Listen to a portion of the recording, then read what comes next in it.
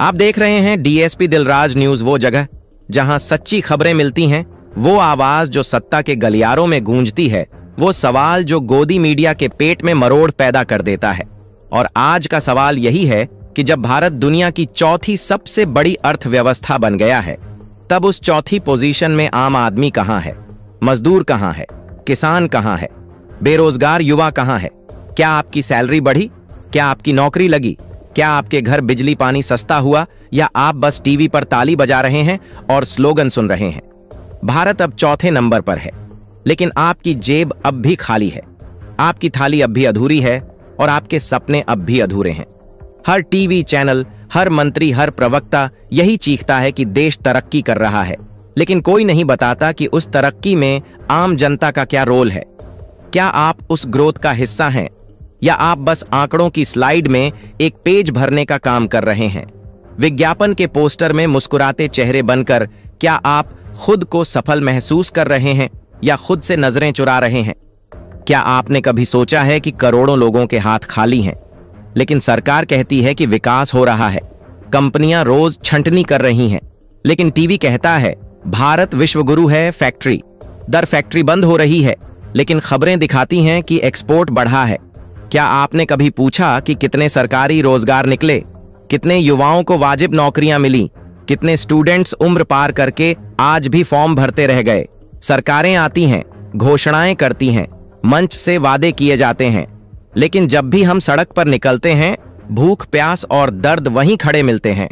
क्या यही है विकास की असली तस्वीर? क्या यही है अमृतकाल का वादा?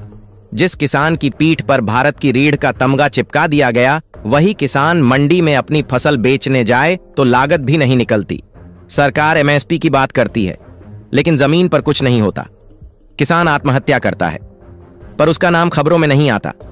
लेकिन अगर कोई नेता छींक दे तो उस पर ब्रेकिंग न्यूज चलती है, प्राइम टाइम सजता है, डिबेट होती है। क्या यही लोकतंत्र है? क्या यही मीडिया की जिम्मेदारी है? अब आइए एक और सवाल की ओर चलते हैं, जो सत्ता के सिंहासन को झकझोर देता है। राहुल गांधी ने कहा, जब तक ईवीएम है तब तक बीजेपी है। यह सिर्फ बयान नहीं, यह लोकतंत्र की नींव पर उठा सवाल है। उन्होंने चुनाव आयोग से मांग की कि हर बूथ पर कैमरे हों, हर मशीन पर निगरानी हो और हर गिनती पारदर्शी हो। क्या इस मांग में कुछ गलत है? अगर वोटिंग प्रक्रिया निष्पक्ष नहीं रही तो क्या वोट देना एक मजाक नहीं बन जाएगा?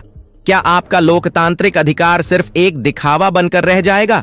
सत्ता पक्ष बौखलाया हुआ है, क्योंकि बात अब सीधे उनके गढ़ पर चोट कर रही है। क्या आप इस बात से सहमत हैं? क्या आप भी मानते हैं कि ईवीएम की निष्पक्षता पर सवाल उठाना जरूरी है, या आप भी गोदी मीडिया की तरह आंखें मूंद कर सिस्टम की जय जयकार कर रहे हैं? अब चलते हैं न्यायपालिका की तरफ, जहां से इस देश की सबसे बड़ी उम्मीदें जुड़ी होती हैं, लेकिन आज वहां भी सवाल खड़े हो रहे हैं। देश के 50वें मुख्य न्यायाधीश डीवाई चंद्रचूड़ पर गंभीर आरोप लगे हैं। पटना हाईकोर्ट के एक रिटायर्ड जज ने राष्ट्रपति को पत्र लिखकर कहा है कि सीजेआई ने अपनी सीमाओं से बाहर जाकर दखल दिया। मामला अब कानून मंत्रालय और डीओपी के पास है, लेकिन सरकार और मीडिया दोनों चुप हैं। क्या एक जज पर सवाल उठाना गलत है? जब आम आदमी गलती करता है तो उसे जेल में डाला जाता है, लेकिन अगर न्यायपालिका की कुर्सी पर बैठा कोई व्यक्ति अपने दायरे से बाहर जाए तो क्या उसे छोड़ देना चाहिए? क्या न्यायपालिका पर सवाल पूछना देशद्रोह है? क्या लोकतंत्र में न्यायपालिका से पारदर्शिता की उम्मीद करना गुनाह है? अब एक और बड़ी खबर विदेश नीति से जुड़ी। विदेश मंत्री एस जयशंकर अब इस्तीफा देने जा रहे हैं, जिनकी तस्वीरें हर अंतरराष्ट्रीय मंच पर दिखाई देती थीं। जो अमेरिका, रूस, चीन जैसे देशों से डील करते थे, वो आज चुपचाप बाहर हो रहे हैं। सवाल यह है कि इस्तीफा क्यों दिया गया, या यूं कहिए कि इस्तीफा मांगा नहीं गया, थमा दिया गया, क्योंकि मोदी सरकार में सवाल उठाने वालों को रास्ता दिखा दिया जाता है। चाहे रेल मंत्री हो या स्वास्थ्य मंत्री, चाहे ट्रेन पलट जाए, चाहे अस्पताल में लाशें बिछ जाएं, लेकिन जिम्मेदारी कोई नहीं लेता। इस्तीफे सिर्फ दिखावे के लिए होते हैं। 2014 में जिन्हें पप्पू कहकर ठहाके लगाए जाते थे, आज वही राहुल गांधी संसद में प्रधानमंत्री से सवाल कर रहे हैं।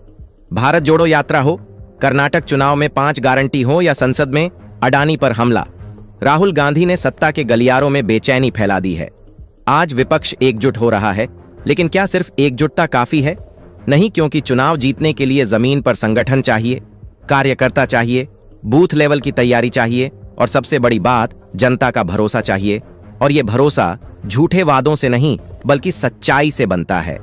अब बात उस खबर की जो आपके होश उड़ा देगी। मध्य प्रदेश में जल जीवन मिशन के नाम पर 1000 करोड़ की घूस का घोटाला सामने आया है। कोई विपक्षी नहीं बल्कि खुद बीजेपी का पूर्व विधायक सामने आया है, जिसने आरोप लगाया है कि मंत्री ने 1000 करोड़ हड़प लिए। नल घरों तक नहीं पहुंचे लेकिन नोट उनके घरों तक जरूर पहुंच गए। प्रधानमंत्री को पत्र लिखा गया लेकिन जवाब आया, जांच कर लो, मंत्री को मत हटाओ। क्या यही है भ्रष्टाचार पर जीरो टॉलरेंस की नीति? क्या यही है पारदर्शिता? क्या अब घोटाले भी पार्टी लाइन से तय होंगे? क्या सवाल पूछना अब सिर्फ विपक्ष का काम रह गया है? आम जनता क्या करे? चुप रहे, सहती रहे या सड़क पर उतर जाए? तो दोस्तों, ये थी आज की सच्चाई जो आपको दिखाना जरूरी था। अगर आप चाहते हैं कि ये सवाल देश के हर नागरिक तक पहुंचे तो इस वीडियो को लाइक करें, शेयर करें और कमेंट में अपनी राय जरूर दें।